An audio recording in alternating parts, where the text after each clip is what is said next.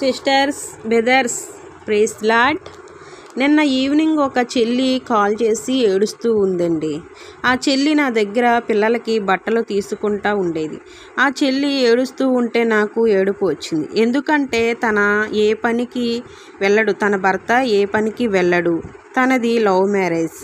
ఈ చెల్లి వెళ్ళి వస్తే అక్రమ సంబంధాలు కట్టి అనుమానిస్తాడంట అని చెప్పి ఏడుస్తూ ఉంది. మరి బెదర్, మీరే పనికి వెళ్ళొచ్చు కదా, ఇంట్లో కూర్చుని ఉంటే ఎలా పోషిస్తారు పిల్లల్ని?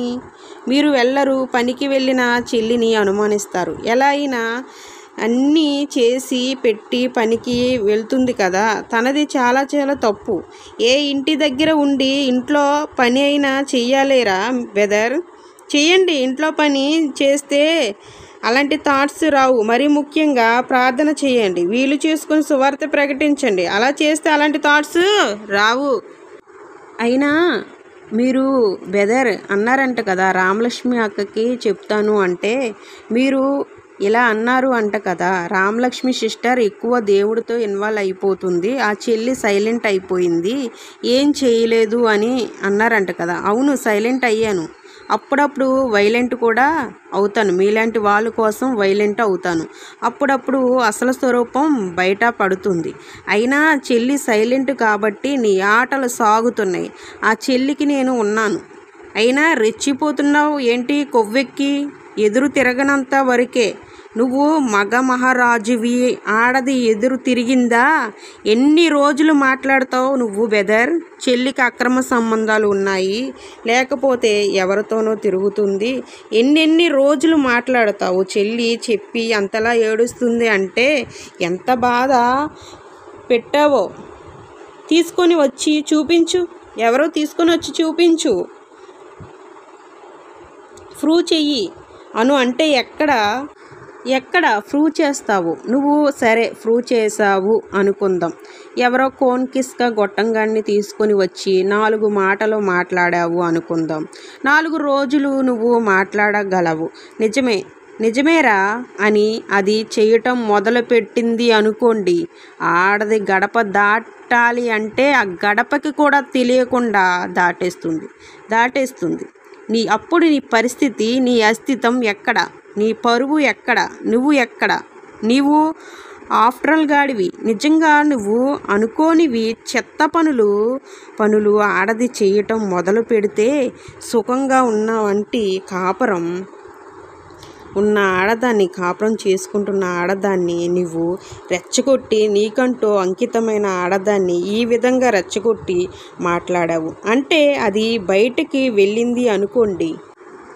నీకంటే గనులు, నీకంటే గొప్ప వాళ్ళు ఉండరా ఇంకొక జీవితం ప్రారంభించడానికి? ఇదిగో బెదర్, చెల్లిని జాగ్రత్తగా చూసుకున్నావా? సరే, లేకపోతే నా నిజస్వరూపం చూస్తావు, జాగ్రత్త.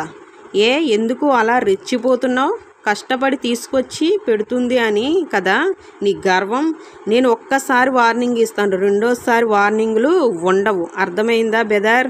ఇది కానీ ఇంకొకసారి రిపీట్ అయ్యింది అనుకో, చెల్లికి నీతో డైవర్స్ ఇప్పించేసి ఇంకొక పెళ్ళి చేస్తాను. చెరువులో చేపల కరువా, ఊరిలో మగవాళ్ళు కరువా? కానీ నీలాగా పని పాట లేకుండా ఇంట్లో ఉండే వాడిని మాత్రం చెయ్యను. అయినా ఒక్క విషయం చెప్పాలి అనుకుంటూ ఉన్నాను. చాలా రిలేషన్స్ ఎక్కడ బ్రేక్ అవుతున్నాయో తెలుసా? సెల్ఫ్ రెస్పెక్ట్ దగ్గర. మగ వాళ్ళు భరిస్తున్నారు కదా, మన వాళ్ళే కదా భరిస్తున్నారు. ఆడది మగవాడు ఎన్ని హింసలు పెట్టినా భరిస్తున్నారు. భరించలేనప్పుడు వదిలేస్తారు. భరించగలిగినంతసేపు భరిస్తుంది, భరించలేనప్పుడు ఏం చేస్తుంది? వదిలేస్తుంది. అంతే తప్ప సెల్ఫ్ రెస్పెక్ట్ చంపుకొని ఎవరో బ్రతకలేరు. కానీ కొంతమంది మీరు అసలు అసహించుకున్న, అవమానించిన సెల్ఫ్ రెస్పెక్ట్ కూడా చంపుకొని మీతోనే బ్రతకాలి అనుకుంటారు. కొంతమంది మీతోనే బ్రతుకుతారు. వాళ్ళు అలా చేస్తూ ఉన్నారు అంటే మీరేదో పెద్ద తోపులనో, మీకన్నా బయట పొడిచే వాళ్ళు ఎవ్వరు దొరకరు అనే కాదు. దాని అర్థం ఓన్లీ ఒకే ఒక రీజన్, మిమ్మల్ని వాళ్ళు గట్టిగా ఇష్టపడుతూ ఉన్నారు అని. 10 నిమిషాలు మీ మీద ప్రేమని పక్కన పెడితే వాళ్ళ క్యారెక్టర్ ముందు మీ క్యారెక్టర్ దేనికి పనికిరాదు. అయినా ఒక పర్సన్ ఏదైతే చంపుకోకూడదో అదే సెల్ఫ్ రెస్పెక్ట్ను మీకోసం చంపుకున్నారు అంటే మీకోసం వాళ్ళైనా చావడానికి వెనకాడతారా? వెనకాడరు. చెప్పండి. మనల్ని బాధ పెడుతూ ఉన్నారు. వాళ్ళకి ఇచ్చిన రెస్పెక్ట్ కూడా, మిమ్మల్ని ఎంత బాధ పెట్టినా కూడా వాళ్ళకి మీరు ఇచ్చిన రెస్పెక్ట్ కూడా మిమ్మల్ని భరించే వాళ్ళకి ఇవ్వడానికి పోవడమే కాకుండా మీరు వాళ్ళని భరిస్తున్నారు కదా అని చెప్పి మీరెంత బాధ పెట్టడం ఎంతవరకు కరెక్టు ఆలోచించండి. అయినా అలాంటి వారు దొరకడమే మీ అదృష్టం. అలాంటి వారిని జీవితాంతం కాపాడుకోలేదు అంటే అది మీ మూర్ఖత్వం. నేను సెల్ఫ్ రెస్పెక్ట్ చంపుకొని బ్రతకండి అని నేను చెప్పట్లేదు, నేను చెప్పను కూడా.